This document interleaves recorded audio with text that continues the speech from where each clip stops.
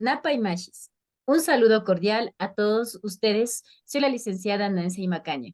Conjuntamente con mis compañeras docentes y estudiantes de la Maestría en Educación, Mención, Gestión y Liderazgo de la Universidad Andina Simón Bolívar, sede Ecuador. Vamos a realizar este podcast sobre las desventajas de la educación intercultural en el sistema educativo ecuatoriano. Bienvenidos a este podcast. Soy Lisbeth Moquincho, que entre todas hemos identificado y recopilado información con base a experiencias vividas por parte de un estudiante perteneciente a un pueblo intercultural de nuestro país. Hola, ¿qué tal? Soy Marianela Pesantes. Hemos identificado algunas desventajas existentes en la educación intercultural del sistema educativo ecuatoriano, como estereotipos de la sociedad frente a preservar la identidad cultural, además la falta de interés en la aplicación del currículum intercultural dentro y fuera de las aulas por parte de las entidades públicas.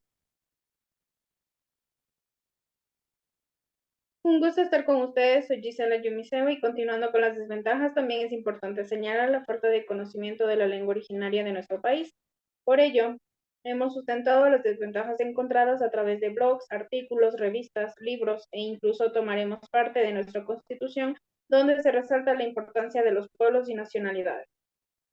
A continuación exponemos una entrevista realizada a una persona que pertenece a un grupo indígena del Ecuador, quien nos narra su experiencia durante su formación educativa desde la primaria hasta la obtención de su título de tercer nivel, en el cual esta entrevista nos hablará sobre los paradigmas de su formación en el campo educativo de nuestro país. Realizamos una entrevista a un estudiante de la Escuela Superior Politécnica del Chimborazo llamado Víctor China Luisa, quien nos contestó a las siguientes preguntas. ¿Sintió usted alguna vez algún tipo de discriminación del profesorado por pertenecer a su cultura? Durante mi periodo de educación, en la primaria, obviamente, como la realicé en mi propia comunidad, todos sabíamos de nuestra identidad cultural, todos éramos indígenas, entonces ahí difícilmente había algún tipo de discriminación entre nosotros. Sin embargo, desde la secundaria hasta la universidad, justamente por temor a que podamos recibir algún tipo de discriminación, no me solía autoidentificarme sobre mis verdaderas raíces. Para Víctor, nuestro contexto de educación no está acorde con las características e intereses de los pueblos. No existe una flexibilidad para insertarse en ese entorno y reconocer y mantener y desarrollar la lengua y la cultura y territorialidad de cada pueblo. De acuerdo al libro de CIVI 2012, para el Estado, el currículum está descrito en forma documental a través de planes, programas, materiales didácticos sugeridos, guías curriculares y los objetivos en el sistema educativo vigente que aspira a alcanzar mediante la aplicación de esos planes, pero no se ha realizado la debida aplicación en las aulas. La educación siempre ha sido pensada en una escuela muy puntual, aquella que contempla y no valora el componente de comunidad intercultural. La escuela y la educación en el sistema formal constituyen la oportunidad de dejar de autodiscriminarse en todo ámbito, pero hasta la actualidad no se ha hecho eso debido a que los docentes muchas veces no respetamos las raíces de una cultura, ni las ponemos en práctica como tal autoidentificación de cada uno. Los docentes estamos en contacto directo con estudiantes de diferentes culturas, donde sabemos que cada cultura tiene su propio lenguaje y su dialecto. Y al imponer otras situaciones de vida, otro ambiente de enseñanza, estamos de forma inconsciente promoviendo un hacer colonial que discrimina a una cultura.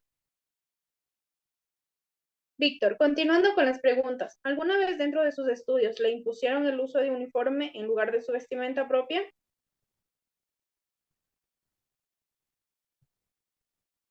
En relación a la imposición de la utilización de los uniformes, bueno, esta parte sí lo he vivido en experiencia propia, porque desde la primaria, pese a que yo estudiaba en una institución intercultural bilingüe, había esa imposición de la utilización de los uniformes y no de nuestro atuendo normal como indígenas que somos. Y más aún cuando estudié la secundaria, tuve que emigrar a la ciudad, entonces ahí aún más arraigado la imposición sobre la utilización de los uniformes.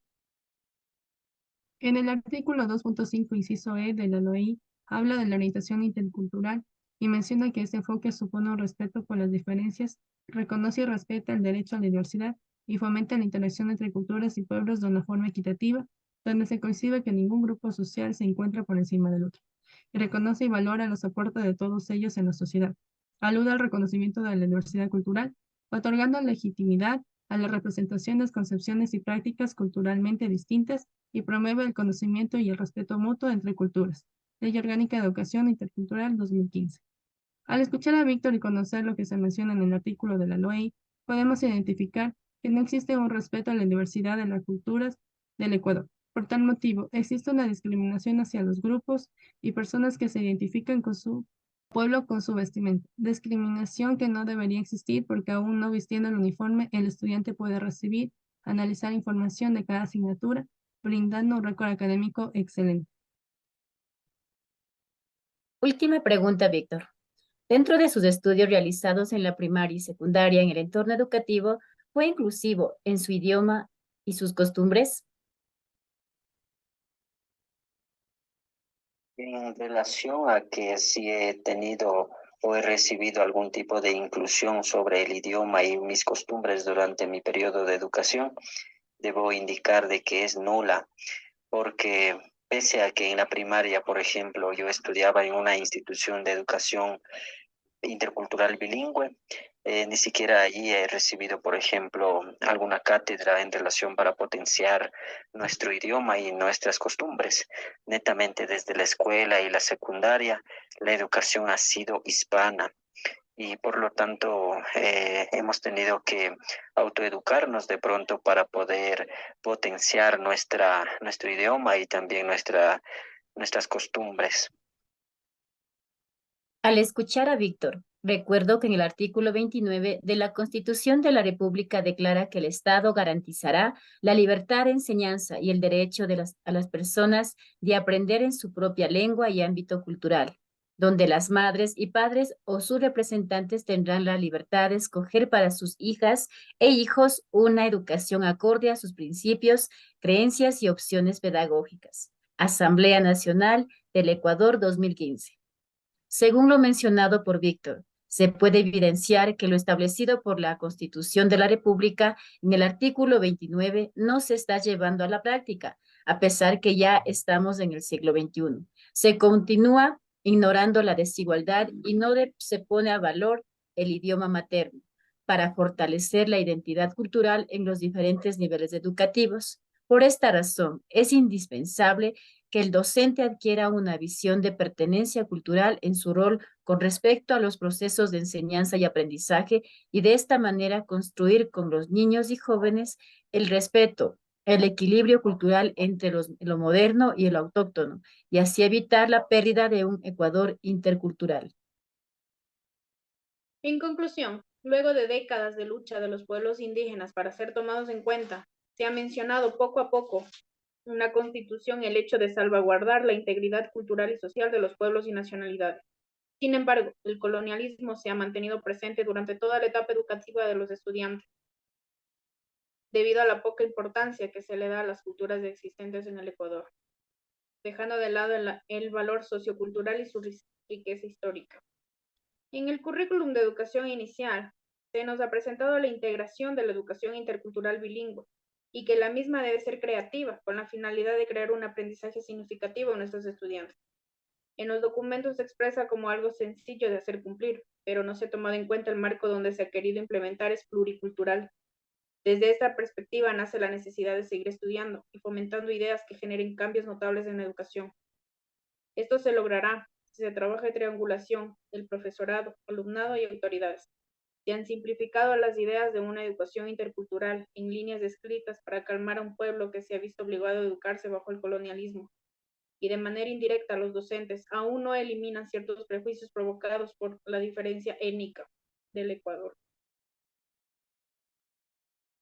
Agradecemos a todos por su atención, esperando que este podcast sea una experiencia enriquecedora sobre el colonialismo en nuestro país.